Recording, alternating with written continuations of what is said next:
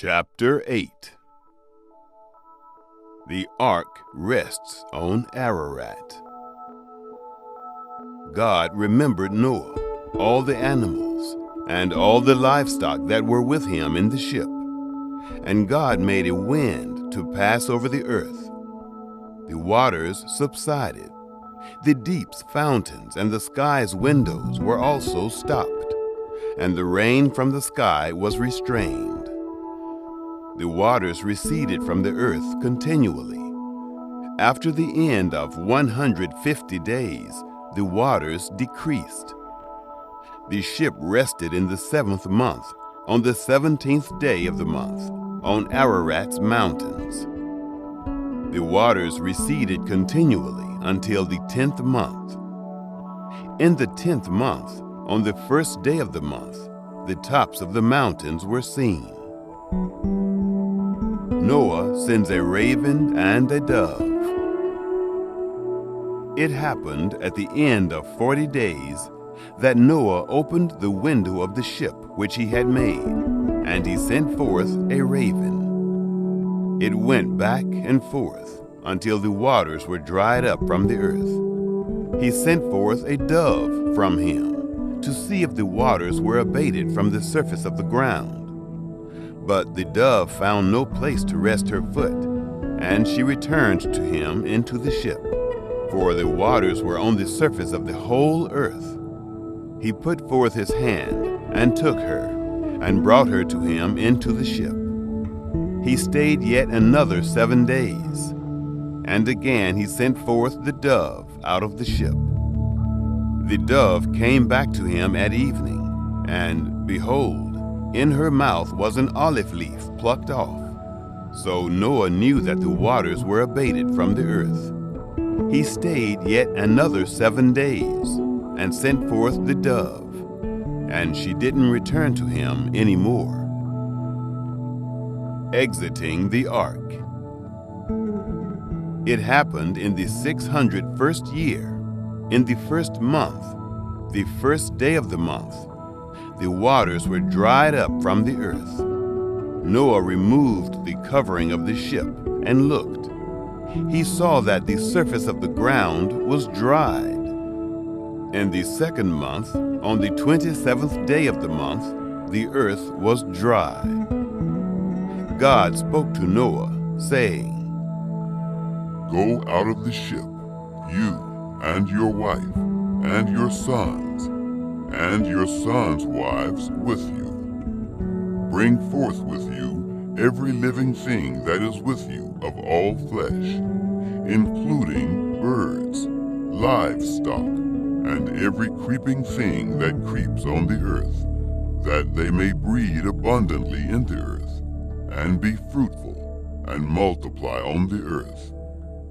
Noah went forth with his sons, his wife and his sons' wives with him. Every animal, every creeping thing, and every bird, whatever moves on the earth after their families, went out of the ship. Noah builds an altar. Noah built an altar to Yahweh, and took of every clean animal and of every clean bird, and offered burnt offerings on the altar. Yahweh smelled the pleasant aroma. Yahweh said in his heart, "I will not again curse the ground any more for man's sake, because the imagination of man's heart is evil from his youth. Neither will I ever again strike everything living as I have done.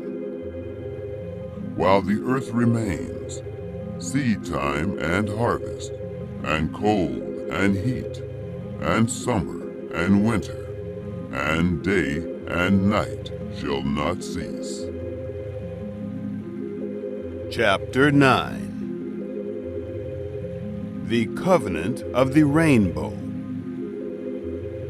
God blessed Noah and his sons, and said to them, "Be fruitful and multiply, and replenish the earth.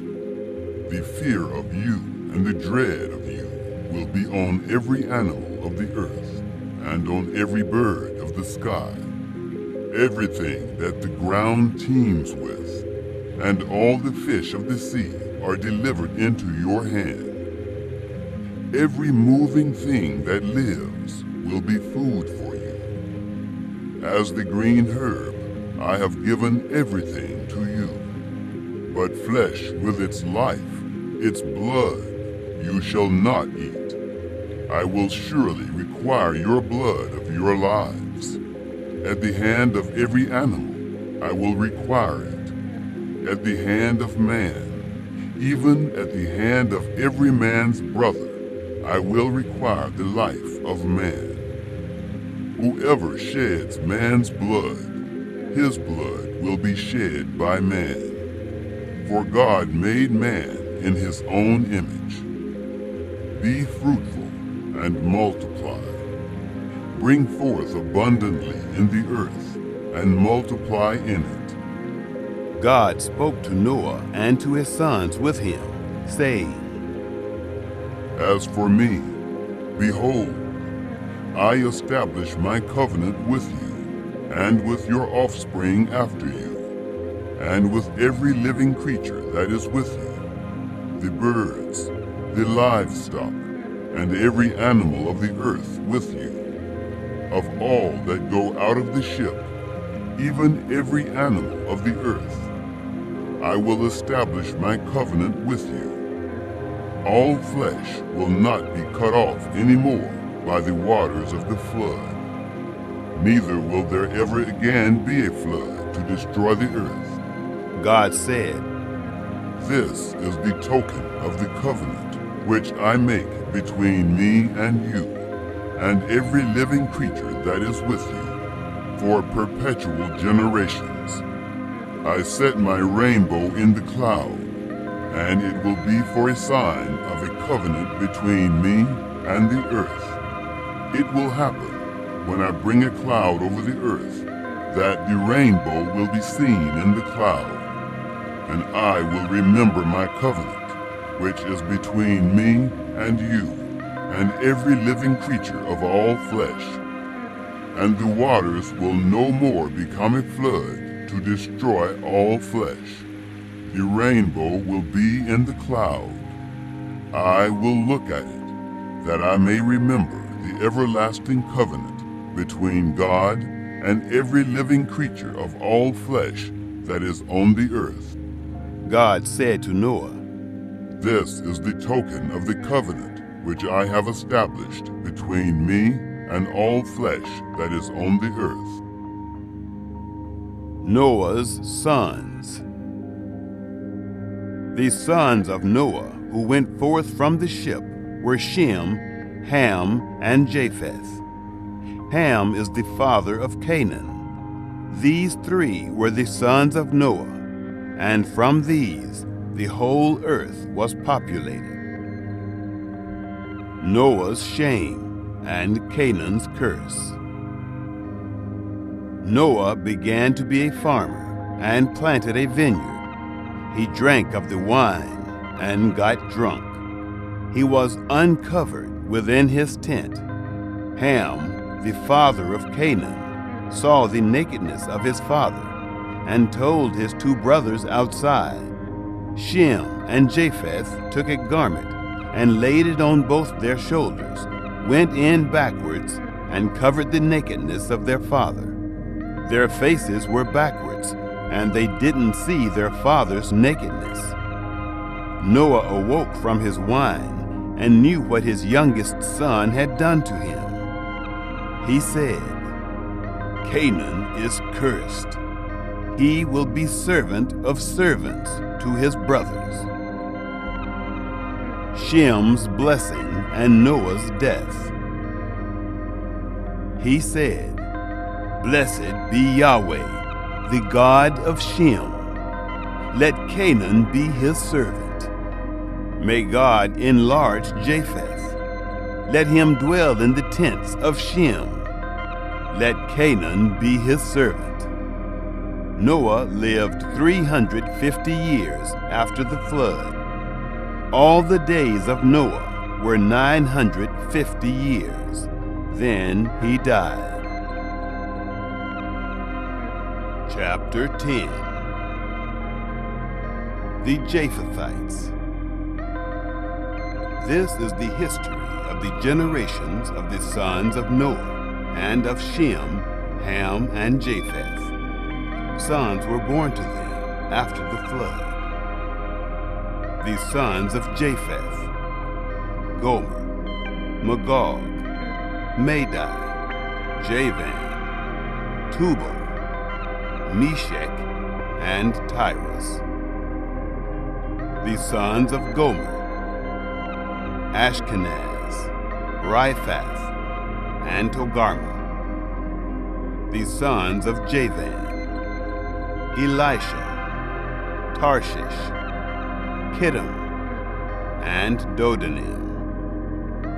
Of these were the islands of the nations divided in their lands, everyone after his language, after their families, in their nations. The Hamites.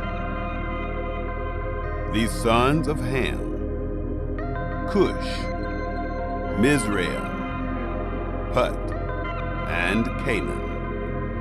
The sons of Cush: Seba, Havilah, Sabta, Reamah, and Sabteca. The sons of Reamah: Sheba and Dedan. Cush became the father of Nimrod. He began to be a mighty one in the earth.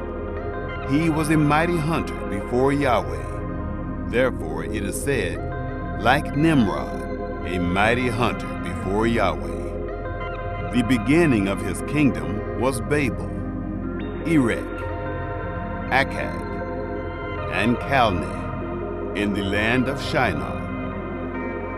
Out of that land he went forth into Assyria, and built Nineveh, Rehoboth, Calah, and Rezin, between Nineveh and Calah. The same is the great city. Mizraim became the father of Ludim, Anamim, Lehabim, Naphtuim, Pathrusim, Casluhim, which the Philistines descended from, and Caphtorim. Canaan became the father of Sidon, his firstborn. Heth, the Jebusite, the Amorite, the Girgashite, the Hivite, the Archite, the Sinite, the Arvadite, the Zemarite, and the Hamathite. Afterward, the families of the Canaanites were spread abroad. The border of the Canaanites was from Sidon, as you go toward Gerar to Gaza, as you go toward Sodom, Gomorrah, Admah, and Zeboim to Lasha. These are the sons of Ham, after their families, after their languages, in their lands, in their nations. The Semites. To Shem, the father of all the children of Eber, the elder brother of Japheth, to him also were children born. The sons of Shem: Elam, Asher, Arpachshad, Lud, and Aram.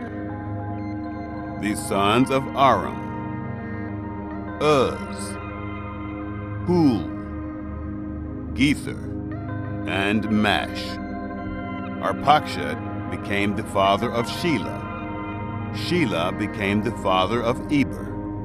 To Eber were born 2 sons. The name of the one was Peleg, for in his days the earth was divided. His brother's name was Joktan. Joktan became the father of Almodad, Sheleph, Hazarmaveth, Jerah, Hadoram, Uzal, Diklah, Obal, Abimael, Sheba, Ophir, Havilah, and Jobab. All these were the sons of Joktan. Their dwelling was from Mesha, as you go toward Sephar, the mountain of the east.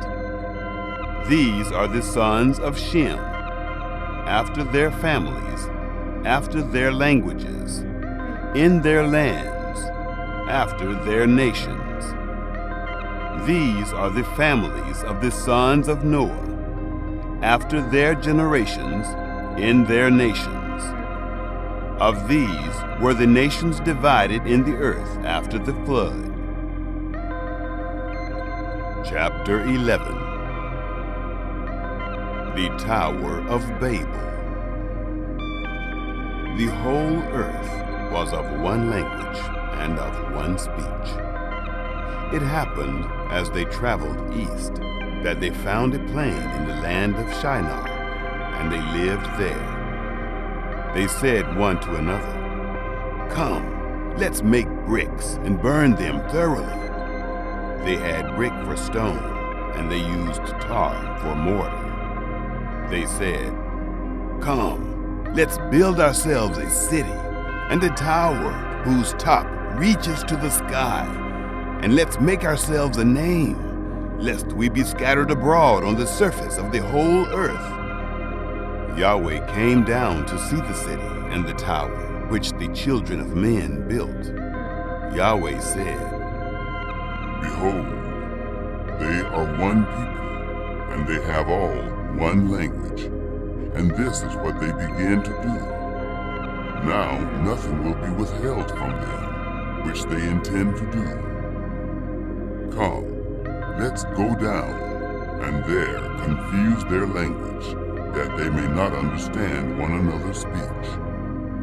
So Yahweh scattered them abroad from there, on the surface of all the earth. They stopped building the city. Therefore its name was called Babel, because there Yahweh confused the language of all the earth. From there Yahweh scattered them abroad on the surface of all the earth. Genealogy from Shem to Abram. This is the history of the generations of Shem. Shem was 100 years old and became the father of Arpachshad 2 years after the flood. Shem lived 500 years after he became the father of Arpachshad and became the father of sons and daughters. Arpachshad lived 35 years and became the father of Shelah. Arpachshad lived 403 years after he became the father of Shelah and became the father of sons and daughters. Shelah lived 30 years and became the father of Eber. And Shelah lived 403 years after he became the father of Eber and became the father of sons and daughters. Eber lived 34 years and became the father of Peleg. Eber lived 430 years after he became the father of Peleg and became the father of sons and daughters. Peleg lived 30 years and became the father of Reu. Peleg lived 209 years after he became the father of Reu and became the father of sons and daughters. Reu lived 32 years and became the father of Serug. Reu lived 207 years after he became the father of Serug and became the father of sons and daughters. Serug lived 30 years and became the father of Nahor. Serug lived 200 years after he became the father of Nahor and became the father of sons and daughters. Nahor lived 29 years and became the father of Terah. Nahor lived 119 years after he became the father of Terah and became the father of sons and daughters. Terah lived 70 years and became the father of Abram, Nahor, and Haran. Terah's descendants. Now this is the history of the generations of Terah. Terah became the father of Abram, Nahor, and Haran. Haran became the father of Lot. Haran died before his father Terah in the land of his birth, in Ur of the Chaldees. Abram and Nahor took wives. The name of Abram's wife was Sarai, and the name of Nahor's wife, Milcah, the daughter of Haran, who was also the father of Iscah. Sarai was barren. She had no child. Terah took Abram his son, Lot the son of Haran, his son's son, and Sarai his daughter-in-law, his son Abram's wife. They went forth from Ur of the Chaldees to go into the land of Canaan. They came to Haran and lived there. The days of Terah were 205 years. Terah died in Haran.